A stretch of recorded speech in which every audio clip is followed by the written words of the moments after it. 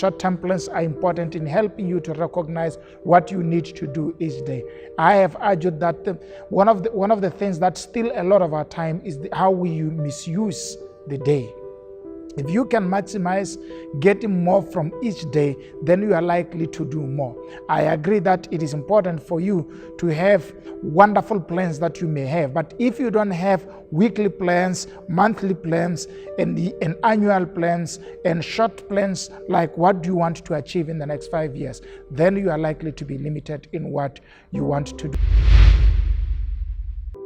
Develop, as you go towards the end of the year, develop a 10-year plan that you want to work on. As you re-strategize from COVID, document a strategy of how you'd want to live where you are now for the next 9 years to up to the year 2030. Where would you want to be? So that from each year, you now develop the agenda of how you can arrive where you want to go.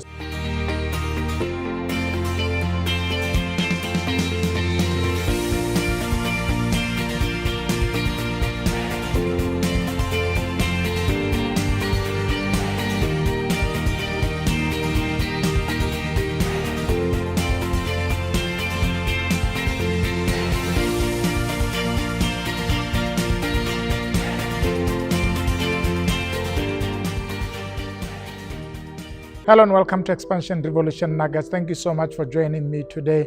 I'm so excited to be discussing with you. Remember, we are sitting on the theme on the principles of redeeming the time. We have said time is the most important commodity you have. If there's anything that all of us need to manage so well, is time, because how far you go is going to be determined by how you use the time that you have. Time is the most precious and most expensive resource. It is the only resource that can give you finance or money, which is an important capital for you to do anything that you want to do. Even when you have money and less time, you can't go far.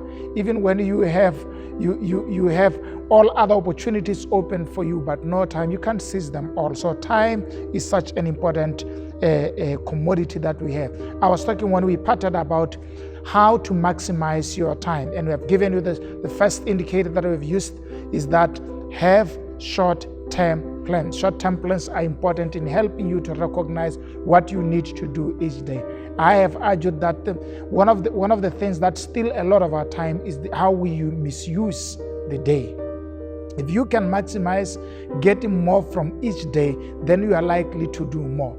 I agree that it is important for you to have wonderful plans that you may have. But if you don't have weekly plans, monthly plans, and annual plans, and short plans, like what do you want to achieve in the next 5 years, then you are likely to be limited in what you want to do. I know that COVID has affected a little bit of our planning, including mine have been affected, but it is important as we are coming out now in the world for you to re-strategize and plan well in terms of what you need to do. I think that speaks to me a lot because I'm going towards my birthday, and it is important for my planning to reflect both the short term and a little bit of changes in terms of where I want to go and where the Lord wants to lead me to go to. So today I want to focus on developing long-term plans, because long-term plans are important in terms of giving direction to your short-term plans. And I want to read Proverbs chapter number 16, verse number 1. The plans and the reflection of the heart belongs to the man, but the wise answer of the tongue is from the Lord.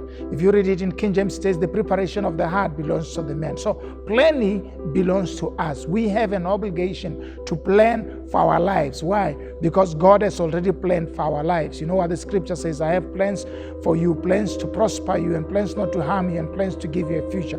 Now, as much as God has the plan, the question is, do you have a documented strategy in terms of your plan of how you want to go and where you want to go? So you need long-term plans. Long-term plans should entail where you want to go and how far you want to go, who you want to become, and what you want to achieve. It is important for us to have those plans. And I have argued that you need to have both short-term plans and long-term plans for yourself and for your family, because one of the elements that sometimes we lose during our planning is planning for ourselves and for our family, and then we find ourselves with the only plan that suits us, and we have not catered to the people that we work with. Where would you want to see yourself in the next 10 years? Where would you want to see yourself after retirement? Where would you want to see yourself after you graduate from early adulthood? You are now 35, you are now 45, you are now 55, you are now 65. It is very important to think about every decade, develop a plan of what you want to do.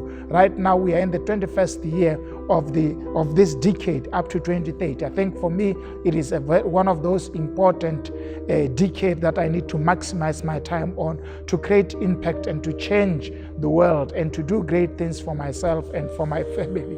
It is very important for me to do such things. So what is your plan for in the next 10 years? I want you to sit on a decade because you have clarity. Right now you might be 20, you might be 30, you might be 40, you might be 50, you might be 70. 10 years gives you a long-term plan for you to focus and say, this is where I want to land. And I want to encourage us, develop, as you go towards the end of the year, develop a 10-year plan that you want to work on. As you re-strategize from COVID, document a strategy of how you would want to live where you are now for the next 9 years to up to the year 2030. Where would you want to be? So that from each year, you now develop the agenda of how you can arrive where you want to go. Sometimes such a long-term plan can be called a vision, which is a projection of yourself in the next year. So have a clear vision of what you'd want to do in the next 10 years. And then now you come back from that end to say, what should be the daily steps that I need to take